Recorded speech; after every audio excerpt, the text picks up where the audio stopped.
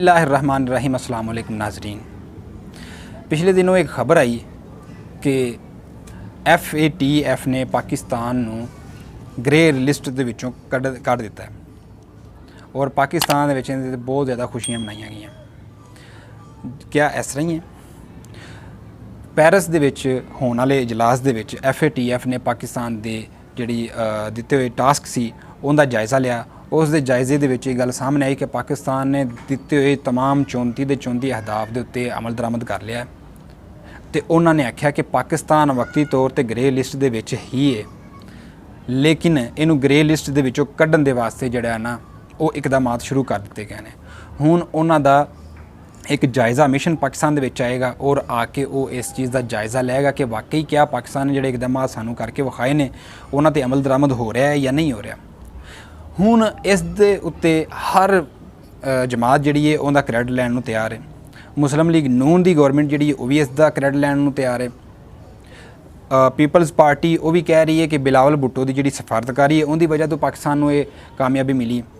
और फौज के जिहड़े सरबराह ने उन्होंने भी आख्या कि कोर सैल का जिहड़ा ही GHQ दे विच क्याम किया गया जिंदी वजह तो पाकिस्तान नूं कामयाबी मिली। और जद कि पाकिस्तान तहरीक इंसाफ ये गल कह रही है कि इस दे विच पिछे तमाम काविश जिहड़ी है पाकिस्तान तहरीक इंसाफ की ते अदारियां दी है। इहदे च कितनी सदाकत है और कौन इहदा असल हकदार है, इस उत्ते अज थोड़ी जी गल करने आ। तुहानूं पता है पिछले दिनों दे विच जदों FATF ने पाकिस्तान नूं ग्रे लिस्ट दे विच उतारिया होया सी ते उदों उन्होंने पाकिस्तान नूं तकरीबन 34 के करीब अहदाफ दिते सन और आख्या सी कि इन्हां उत्ते अमल दरामद किया जाए, जिंदे विच शामिल सी कि टैरर फाइनैंसिंग यानी कि दहशत गर्दां नूं जिहड़े फंडिंग हुंदी है एक वो, दूजे नंबर ते मनी लॉन्ड्रिंग जिहड़ी है उहदी रोकथाम वो, इस तरह ही जिहड़े दहशतगर्द ने उन्होंने सज़ावां जिहड़ियां ने दित्तियां ने वो, इस तरह तकरीबन 34 के करीब जिहड़े मुतालबे सन जिहड़े FATF की तरफों पाकिस्तान के उत्ते कीते गए। इमरान खान साहब ने वो तमाम जिहड़े 34 नुकात सन उन्हां दा एक बिल बना के आख्या कि इनू असीं कौमी असैंबली तो और सैनट तो मंजूर करावांगे और तमाम अपोजिशन नूं इस दी दावत दित्ती कि तुसी आओ और इस दे विच अपना अपना हिस्सा पाओ, क्योंकि ये गल जिहड़ी है एक कामयाबी अगर इहदे च होएगी तो वो तहरीक इंसाफ की कामयाबी नहीं है, ये पाकिस्तान पूरे की कामयाबी होएगी और ये रियासत के वास्ते काम है। इहदे वास्ते सब नूं दावत दित्ती गई।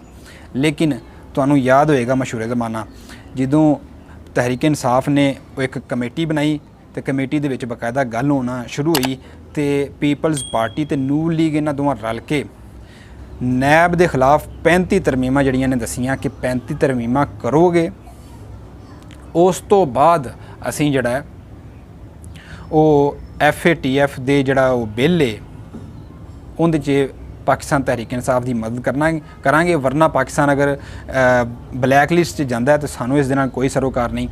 क्यों? तमाम तनकीद अगर होएगी तो तहरीक इंसाफ दिते होएगी, इहदे ते पीपल्स पार्टी ते नून लीग नूं कोई सरोकार नहीं होगा। इमरान खान साहब ने असैंबली दे विच आण के ये गल कही कि ये सानू ब्लैकमेल कर रहे हैं, इस दे उत्ते FATF के बिलों उत्ते सानू ब्लैकमेल कर रहे हैं और सानू मजबूर कर रहे हैं। असीं इन्हां दी ब्लैकमेलिंग च और इन्हां दे मजबूर होने च नहीं आवांगे, बल्कि असीं ये मुश्तरका इजलास बुलावांगे पार्लीमेंट का तो उत्थे असीं इहनूं मंजूर करावांगे। और फिर उस तरह ही होया, तहरीक इंसाफ ने जदों मुश्तरका इजलास बुलाया तो इन्हां सारियां जमातां ने जिंदे च फजलुर रहमान भी शामिल है, जिंदे च पीपल्स पार्टी भी शामिल है, जिंदे च नून लीग भी शामिल है, मौजूदा जिहड़े वज़ीर खारजा ने बिलावल जरदारी ये भी शामिल सन और वज़ीर मुमलिकत खारजा जिहड़े ने हिना रब्बानी खर वो भी इस दे विच शामिल है। यानी तमाम सियासी जमातां जिहड़ियां अपोजिशन दीयां जमातां सन सब ने इसका बाईकाट करता, सिर्फ जिहड़ी हुकूमती इत्तेहादी सन उन्होंने हुकूमत का साथ दिता तो इस बिल नूं मंजूर किया गया। उस तो बाद FATF दे विच जदों अगला उनका इजलास होया तो वो तरमीम पेश की गई और दस्या गया कि असीं वो तमाम जिहड़े नुकात ने जिहड़े तुसीं आखे ने उन्हां ते असीं अमल दरामद कर लिया। एक नुकात जिहड़ा रहिंदा सी वो मौजूदा हुकूमत दे आउण तो बाद जिहड़ा है वो उहदे ते अमल दरामद किया। यानी कहण दा मतलब ये आ कि 99% जिहड़ा अमल दरामद सी वो इमरान खान साहब करके चले गए सन। उन्हां ने अपनी हुकूमत दे विच ही इहदा जिहड़ा इहदे ते अमल दरामद कर लिता गया सी और FATF दे अगे वो बिल पेश भी करता गया सी। हुण हर जमात जिन्हां ने उदों बाईकाट किया सी ਉਹ ਸਾਰੀਆਂ ਜਮਾਤਾਂ ਆ ਕੇ ਕ੍ਰੈਡਿਟ ਲੈ ਰਹੀਆਂ ਨੇ ਔਰ ਆਵਾਮ ਨੂੰ ਬੇਵਕੂਫ ਬਣਾ ਰਹੀਆਂ ਨੇ। ਮੈਂ ਅੱਜ ਦੱਸਣਾ ਚਾਹੁੰਦਾ ਉਹਨਾਂ ਸਾਰੀਆਂ ਜਮਾਤਾਂ ਨੂੰ ਕਿ ਆਵਾਮ ਬੇਵਕੂਫ ਨਹੀਂ ਹੈ। ਆਵਾਮ ਜਾਣਦੇ ਆ ਜਿਹੜਾ ਸੋਸ਼ਲ ਮੀਡੀਆ ਦਾ ਦੌਰ ਹੈ, ਹਰ ਗੱਲ ਜਿਹੜੀ ਹੈ ਉਹ ਉਸੇ ਟਾਈਮ ਫੈਲ ਜਾਂਦੀ ਹੈ ਔਰ ਕੋਈ ਵੀ ਗੱਲ ਅੱਜ ਦੇ ਦੌਰ ਦੇ ਵਿੱਚ ਛੁਪਾਉਣਾ ਮੁਮਕਿਨ ਨਹੀਂ ਰਿਹਾ। ਉਸ ਤੋਂ ਬਾਅਦ ਹੀ ਜਦੋਂ ਇਹਨਾਂ ਜਮਾਤਾਂ ਨੇ ਕ੍ਰੈਡਿਟ ਲੈਣਾ ਸ਼ੁਰੂ ਕੀਤਾ ਇਸ ਦਾ, ਤੇ ਟਵਿੱਟਰ ਦੇ ਉੱਤੇ, ਫੇਸਬੁੱਕ ਉੱਤੇ ਤੇ ਦੂਜੀਆਂ ਸੋਸ਼ਲ ਨੈਟਵਰਕਿੰਗ ਸਾਈਟਸ ਜਿਹੜੀਆਂ ਉਹਨਾਂ ਉੱਤੇ तमाम ਜਿਹੜੇ ਪਾਕਿਸਤਾਨੀ ਨੇ ਉਹਨਾਂ ਨੇ ਪਿਛਲੀਆਂ ਜਿਹੜੀਆਂ ਤਸਵੀਰਾਂ ਤੇ ਵੀਡੀਓਜ਼ ਕੱਢੀਆਂ ਜਦੋਂ ਇਹਨਾਂ ਨੇ FATF ਦੇ ਬਿੱਲਾਂ ਦੇ ਉੱਤੇ ਕੌਮੀ ਅਸੈਂਬਲੀ ਦੇ ਪਾਰਲੀਮੈਂਟ ਦੇ ਮੁਸ਼ਤਰਕਾ ਇਜਲਾਸ ਦਾ ਬਾਈਕਾਟ ਕੀਤਾ ਸੀ ਔਰ ਇਹਨਾਂ ਨੂੰ ਆਇਨਾ ਦਿਖਾਇਆ।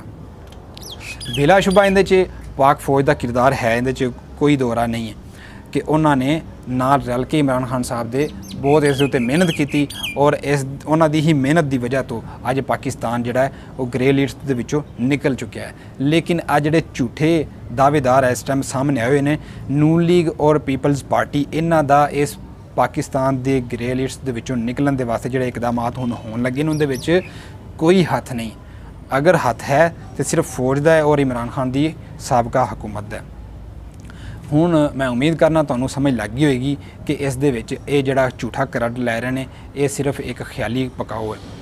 ਆਪਣਾ ਤੇ ਆਪਣਾ ਜਦੋਂ ਅਕਾਰਬ ਦਾ ਖਿਆਲ ਰੱਖਿਆ ਜੇ। ਅੱਲਾ ਹਾਫਿਜ਼।